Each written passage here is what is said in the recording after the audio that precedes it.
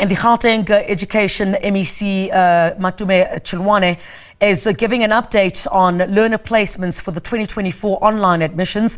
He's also expected to touch on the 2023 National Senior Certificate Examinations. Let's go there live now. Overall irregularities that occurred, of which 45 were learners, 45 of them were 45 learners caught with crib notes,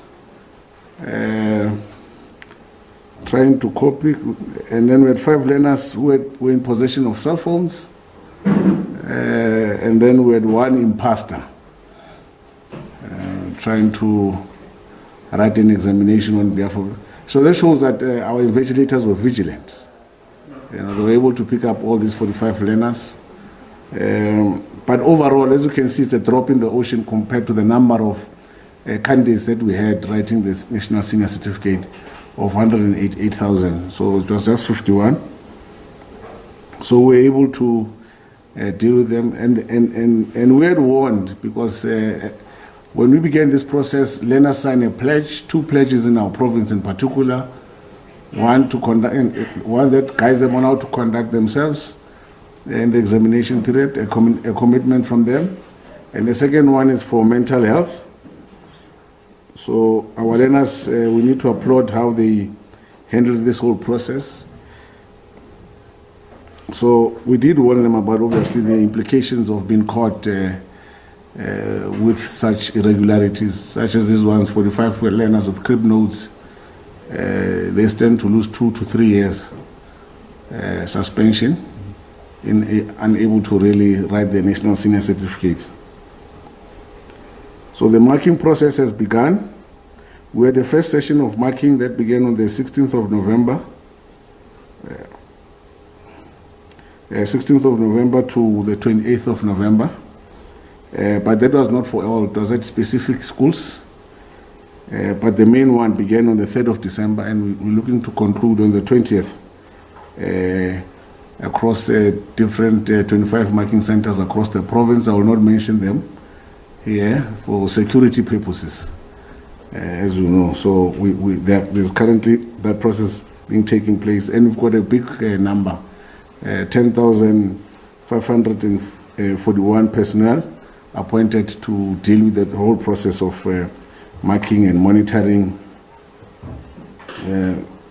So we are very comfortable. We are at that final stage. We are comfortable that so far so good. There's not been anything really that can compromise or potentially threaten the credibility of the whole process. So we've gotten thumbs up from Umalusi and DB itself. So we are anticipating the results to be released, of course, on the 18th of January, national results by the minister, and then the provincial ones will release them on the 19th of January, and then obviously then learners can then go and get their NSC certificates on time. This is quite significant. We know that our learners in Gauteng have really done well. They've really put effort into this National Senior Certificate. The National Senior Certificate is a very credible certificate across the world, is highly recognized. So we know that our learners really did put effort, and we're confident of the results. We're very confident of the result as a province, that we'll get a very high number of our learners passing, and the target still remains that we anticipate at least, we want everyone to pass. That's our ultimate goal as a province. But we are anticipating a good result from our learners, because we prepared them very well, and they also prepared themselves very well throughout the year and throughout the whole schooling term. So I'm going to move to the second one, the online admission. Just a quick recap. We had received 305,981 applications, of which 273,186 were complete applications. These are parents who complied fully with all the requirements that were needed. And we had another 32,000 of that number which had incomplete applications. They did not submit all the necessary documents that are required, including home address and so forth. So from the complete applications, we have managed to place 99.8% of them. 99.8% of them. So we're left to just a few, 0.2%, which is quite significant because I know you've been following us for the last couple of years. We are at a better state than we've ever been since we started with online admission. We're left with a small number. Safe to say, of course, some parents, obviously, there are some, those who have objected, and we were looking at that, but the number of objections are far less to what we've normally would have received by now from most of our parents. So it's quite less, and we're handling them correctly. And most of the parents have really been working with us closely, supporting what we are trying to do. And this is linked with an appeal that we always seek from our parents, that Gauteng as an education system is growing very fast. We're growing at about 30,000 learners a year. So every year we get an extra 30,000. So you could understand the pressure on the system. You know, it's not an ideal situation that we'd want to find ourselves as a province, but you know that in migration to urban centers across the world, Gauteng will be one of those, and it's demonstrated with our system. So the system is growing. We're not building schools fast enough, so we find ourselves here. So the appeal with parents is that they need to work with us all the time. So with the incomplete applications, we also began to place them. So there's few of them that is left, which is about 0.1%. Also there on that side, and the thing about obviously incomplete application, we started processing them because of they applied on time, but maybe the parents could not submit these documents or that document. So we have said that we offer those learners spaces, but they need to still go and take those documents to the schools that we've offered them. So those parents and unfortunately, but these parents can't object. The only ones that can really object are the ones with complete applications and on time. So, but so far, this is a good. It's a look. We would want 100%, but we will have 100%. What we can say about this process now is that by the 17th of January, when schools open, all this the 0.2% will be placed. So we're anticipating a greater, much more enthusiastic academic year, as opposed to what we've been having from the past few years. So overall, the picture is quite pleasing that we've gone this far. And yes, there are parents that obviously the 0.2 that their kids have not really been placed, or they are unable with their transfers and that. So we're looking into that. And it's an engagement. It's a dialogue. We're speaking to the parents to say, let us work with each other. This is the situation.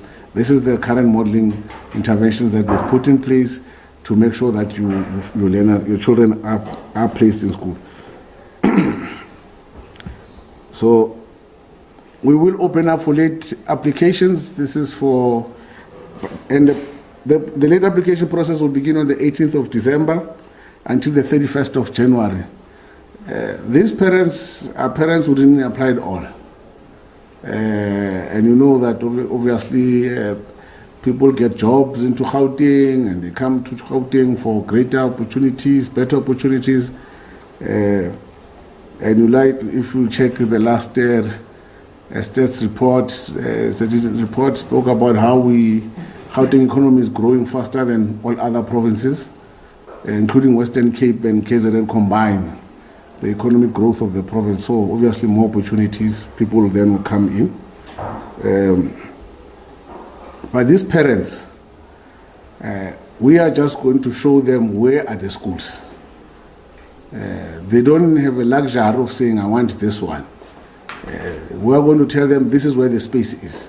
If you want a child to be placed in a school, this is the schools that we have available, and there's no other options. Schools that are full are full.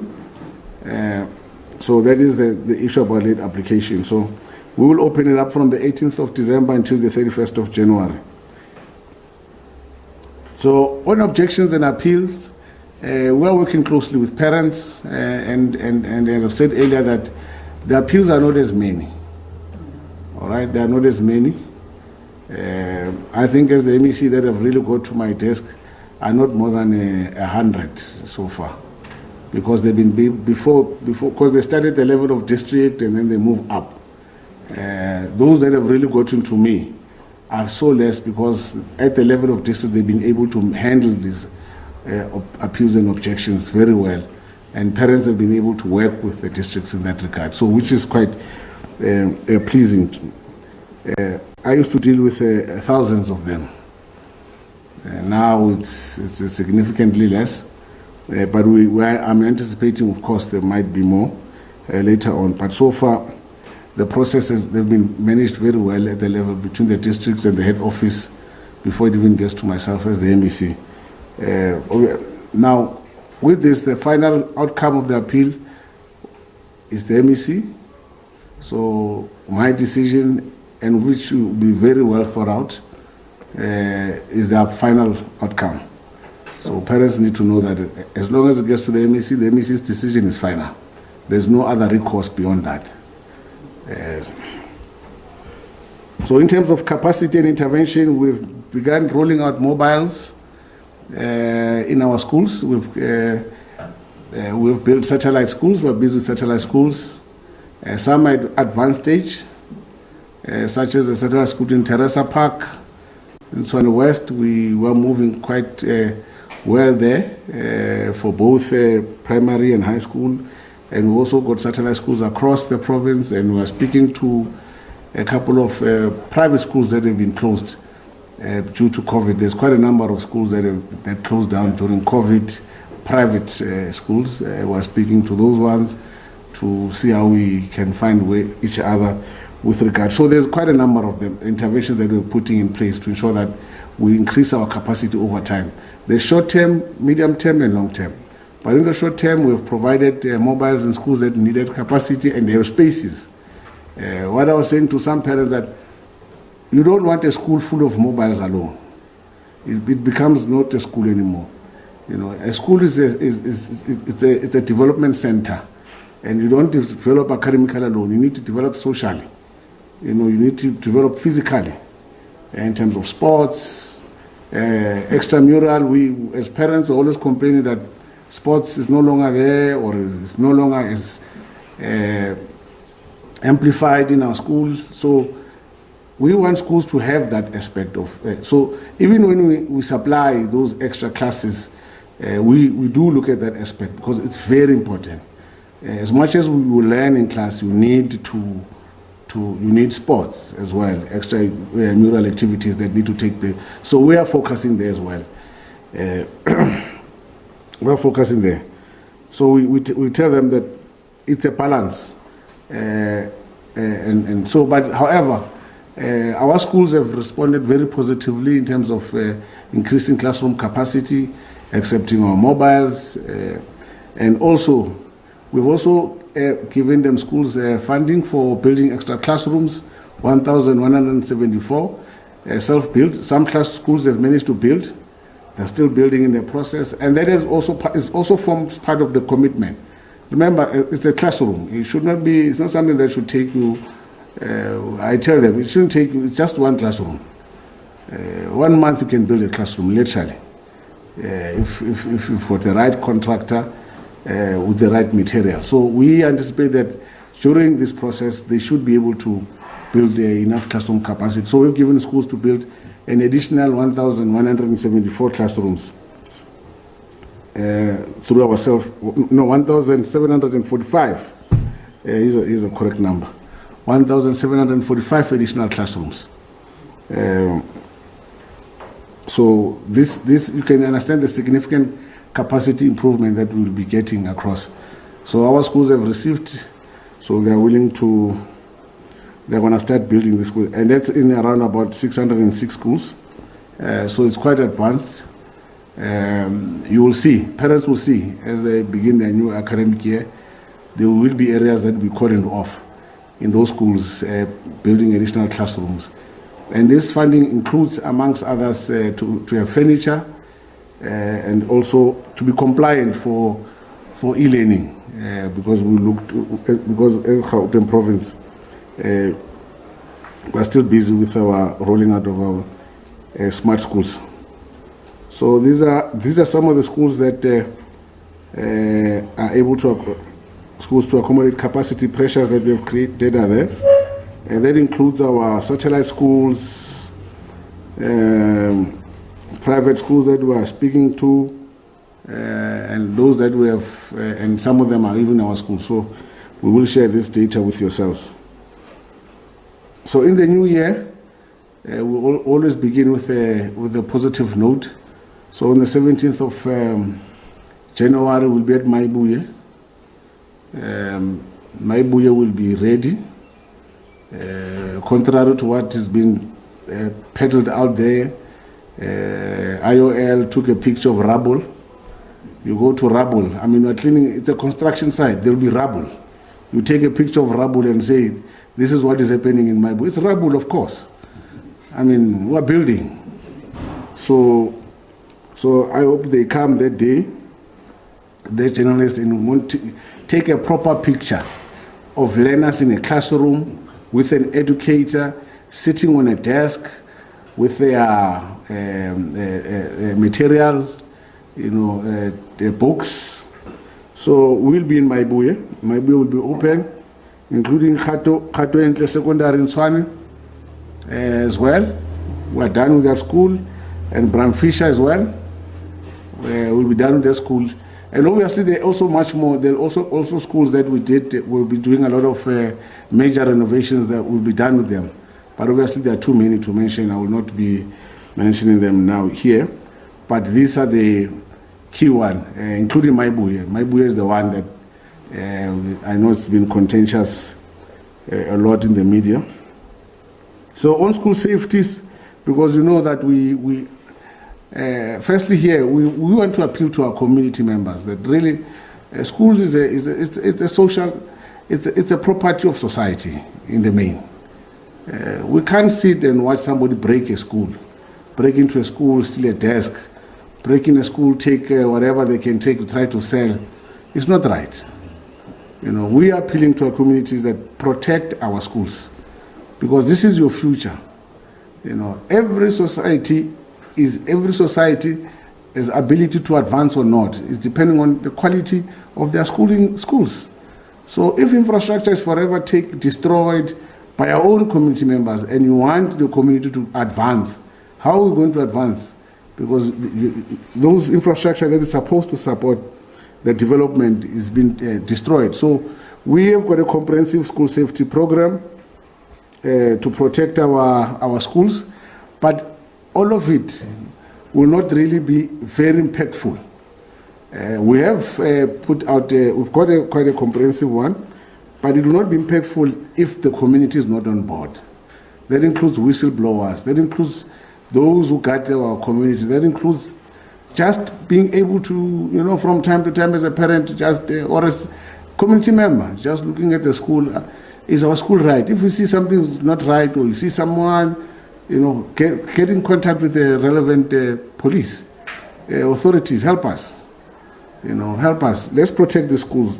So the key of our school safety program is our community, and also our parental schooling, our parental body, the SGBs, and everyone. So we want all of us to work together to protect our schools more than anything, despite the interventions that we'll be putting in of security, of obviously the collaboration with the SABC and other law enforcement agencies that we have, that we're working with, and cameras. It's not enough. Communities that should be and is at the center of our safety program. So with regard to the opening of new schools, we are ready. We are ready. The slides, the report is comprehensive for sharing, but we are ready. In terms of our schools, we are ready. In terms of the new academic year, LTSM, we are ready. Our schools have already been prepared with regard to the LTSM, school furniture, considering the impact of the admission process that we are dealing with, where we have managed to conclude the schools have been able to to prepare themselves adequately. So we are comfortable that at the beginning of the new academic year, we will have learners will have desks and chairs and the necessary stationery at the beginning of the academic year. So we are comfortable with that. There will be a deployment, as you know, every year where we will deploy different members of the Executive Council in Gauteng across the province to monitor the first day of school. That school begins on time at 7:30. Children should be seated. There should be an educator in front of them. There should be the necessary tools for trade in this regard. Learner LTSM should be ready. And so we will be monitoring, but where we're sitting, the reports that we have and what we've monitored, we know for a fact that we will be more than ready. Schools have managed to procure and source. So at critical, another point that I would want to add is the human resource. I think is the greatest concern. As you know, that as the system grows, obviously there's a greater need of teachers. So we're pleased to announce that we managed to employ 849 new Funza Lushaka graduates. They've been placed in this current academic year of 2023. And we do have another, of course, quite a number. Within our system, we're sitting at 398. Within our own provincial system, 398 that we will consider to be placed. But we're moving as fast as possible to ensure that we really place our Funza Lushaka graduates. So we're using the unemployed educator database, which principals do have access to as well, if they need to. So, and furthermore, we've allocated a total of 45 posts for Teach SA. These are ambassadors to teach math, science, technology, and English for underperforming schools. These are subject specialists. So we allocated subject specialists to assist us there. And we've recently advertised for 110 principal posts in our current vacancy circular. So we will be concluding that process as well, so that those 110 principal posts should be filled. You know that leadership is important in schools. If there's no principal, there's no stability in the school, it does affect its performance and so forth. So we will be concluding that. So what is important about this whole process is that we want our parents to really trust our schools. Gauteng schools, I can tell you now, the best performing schools now in our province are township schools. The recent prelims, I can tell you, the top performing technical high school is a technical high school in a township of Katlehong, the best performing with regard to prelims results. Performing far better than Model C technical schools that you know from the past, that you want your kids to go to. Currently, the top performing high schools in terms of matric results, amongst them are township schools. One school in particular I like to talk about, Raymond Mhlaba, is in the middle of a township called Tsepisong by Soweto, that side. Despite the socio-economic condition of that area, those learners are they've passed all of them in the prelims, 100%. So parents should believe and trust us that irrespective of where the school is, we are putting enough resources and capacity. And that talks to even our own model that we have embarked as a provincial government of TISH, which is a focus on township, informal settlements and hostels. So we are seeking to improve not only the quality, but also the infrastructure. Remember, quality and infrastructure in education is linked. So we're investing a lot in improving the infrastructure of our township schools, also the capacity of our educators in those schools. That's why the results are beginning to show. So people always wonder why Gauteng is performing compared to other provinces, irrespective of the large number of quintile 1 to 3. These are no-fee schools in our province. It's because of the investment that we've been doing in terms of capacitating our educators, trying our level best to improve the infrastructure, working with all the relevant bodies to work with us to support our learners. So we've been doing well there. So parents can be rest assured that our schools are good, and we are working around the clock to even assist those that maybe might not be at the state that we want to be. But it's a small, it's not a big number. It's quite small compared to the overall schooling population that we have. So with that said, I have a message here, but I will not read it. Thank you very much.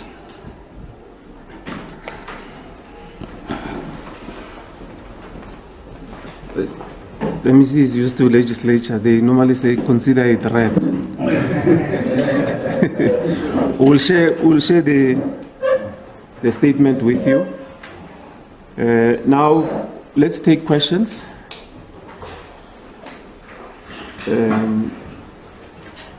One, two, three. Only three. Okay, we can take the second round. Okay. Let's start. Thank you. Hi, just some clarity around the mobile classrooms. Are schools being forced to put up these mobile classrooms? Is it voluntary? Can they object?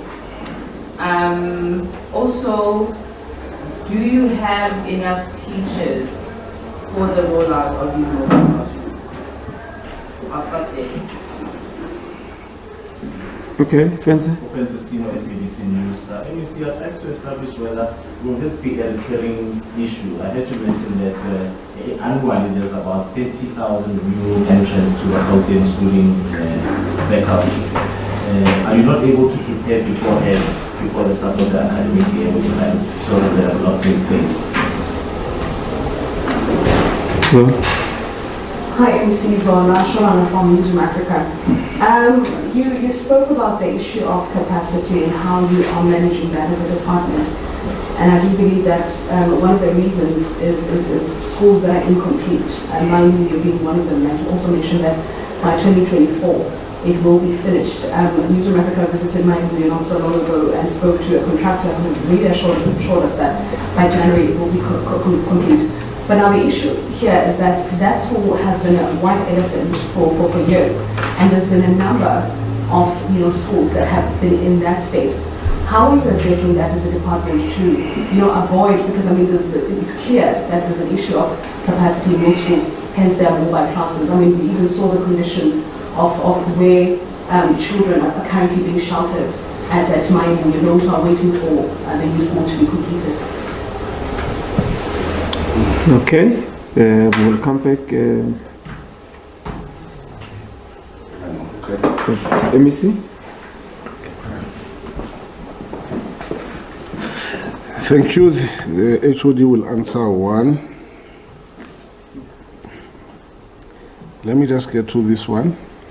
Yeah, no, educators we do have, we've got more than enough capacity. Within the presentation, maybe I didn't read that there's over 60,000 unemployed educators that are in the system. So we've got more than enough capacity. And we are also ready. Remember, this is what we deal with every year with regard to a growing education system. And every year we get to a point where we comply. After the 10 days we count, and then we know how many learners are in this school, how many educators we need to bring to that school. So we do that every year. Oh, okay. Thank you. So in terms of the growing system, it's not our choice. Let's say we are a victim of our own success. You know, when you have a growing economy, you're providing good quality education, obviously parents will want to bring their children to that province. So we are doing well, and everybody wants to bring their kids here. So it's something that we can't stop, and it's very difficult to plan, because we can't assume that the parents will take Matome Chiloane will take his child from wherever, Limpopo, and bring him. We don't know, but maybe a person is in the villages.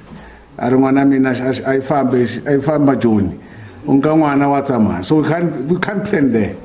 You know, you can't really plan, but you can anticipate based on data that every year this is what the average number of learners we've been getting. And if you put this into infrastructure, you'll realize that a school on average must take 1,000 learners. So we'd have to have 30 new schools just to deal with these ones that came in with the system this year. So you can understand the pressure on the system. That's why we're always appealing with our parents. Please work with us. This is the situation we find ourselves. But because we know that we've got a constitutional obligation to ensure that every child of schooling going age needs to be in school, and we are adamant that they will be in school. So work with us in this process. It's not easy. So sometimes you might not get the school that you want, but every school, is the preference. Sometimes I know that parents like it's preference most of the time. Let me put it that way. But our schools, we are working around the clock, and our schools are performing. They're really performing. Township schools have really performed. In fact, last year, the average performance between former Model C schools or Model C schools and township schools, the gap had narrowed to 7%. That is the difference in terms of performance in the National Senior Certificate. So you can see there's not really much of a fundamental difference between these two schools, whether it's in Tembisa or it's in Sentin or Bryanston. The performance is more or less. A school in Tshepisong gives you 100%. You know your child is in matric, it's in a good school, it's in the township, they'll pass. I don't even want to speak about the bachelor pass because they're sitting way above some of the former models, way above. Actually, they are carrying Gauteng now, these township schools. They're carrying us. But however, we always prepare and anticipate based on the average, but obviously it all depends. But the research has told us that our system will grow by the size of Free State within the next 5 years. So the whole schooling body of Free State, Gauteng is going to grow by that number in the next 5 years. So that's how fast Gauteng is growing. I mean, Stats SA, now Secretary General just told us we've got 1 more million households. 1 more million households that we had 10 years ago. So it's massive. It's a massive stuff. Well, the Gauteng Education MEC Matome Chiloane giving an update on the preparations, of course, amongst other things, for next year's schooling, of course, here in Gauteng, and talking about over 305 online admission applications that were received by the department. 273,000 of those, over 273,000 of those have been complete. In terms of placement, 99.8% have been placed of those, of course, who have applied for schooling space for next year.